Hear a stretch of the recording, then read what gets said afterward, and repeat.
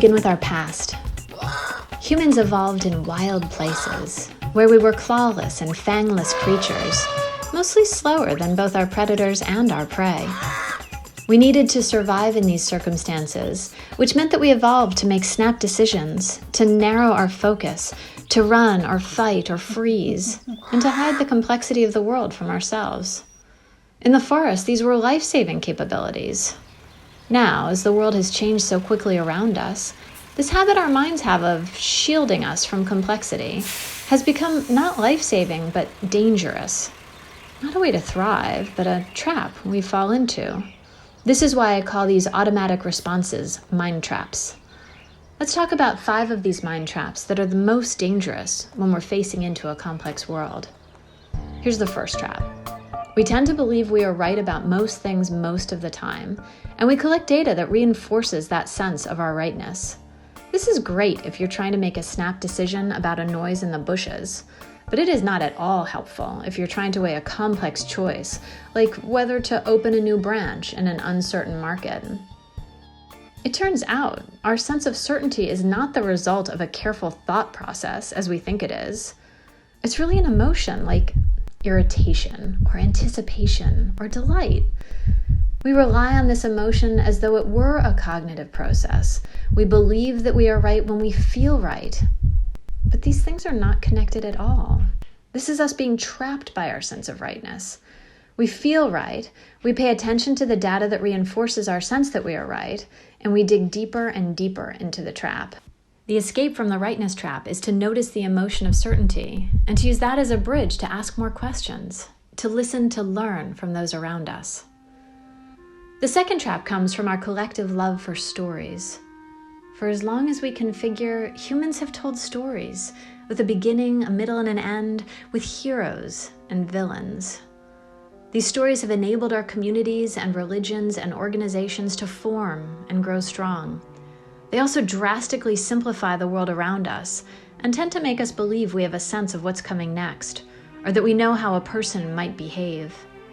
This was probably helpful once, but in an unpredictable and complex world, our simple stories trap us by hiding the full set of possibilities and risks from us, and they can mislead us into danger.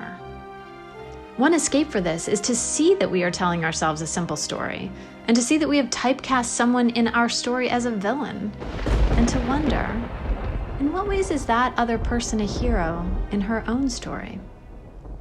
The third mind trap comes from the human need to belong. Our finding our way to know which tribe is ours and to be tightly included in this tribe has allowed us to band together and work for collective good throughout human history. It becomes a trap when, in a complex, uncertain time, we're likely to privilege agreement as a marker of belonging, and we get trapped by that agreement. Even as we are drawn to those who agree with us, we are drawn to polarize against those who disagree with us. This amplifies our differences, robs us of helpful diversity, and creates unhelpful organizational and social cultures. To escape from the agreement trap, we need to welcome diversity and then learn how to engage in healthy forms of conflict as we disagree to expand the possible range of solutions. The fourth mind trap comes from the delightful experience of being able to control our own destinies. Humans love the feeling of being in control of things, of putting our hands on something to steer it into a better tomorrow. The problem is that in complexity, there is no one person or even one group who has a steering wheel. By definition, complexity is filled with interacting and interdependent pieces, which means we're trapped by our need to control when we actually try to force an outcome to happen.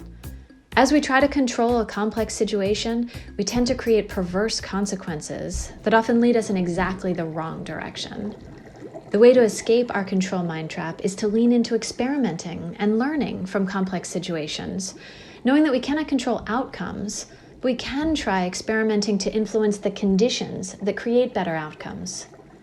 The final mind trap is in some ways the master switch of them all.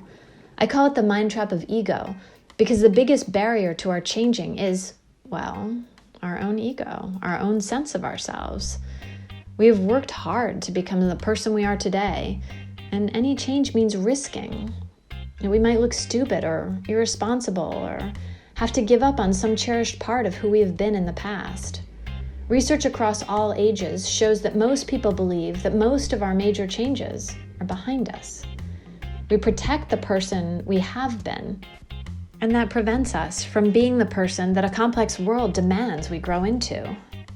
The way out of this trap is to learn about our own developmental path and to always be considering who we might like to become next.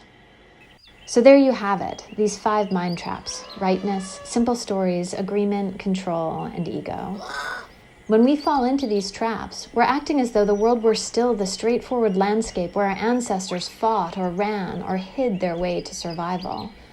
But knowing about these mind traps and their escape routes helps us to evolve ourselves, to keep growing and changing, to not only survive, but thrive for a better tomorrow.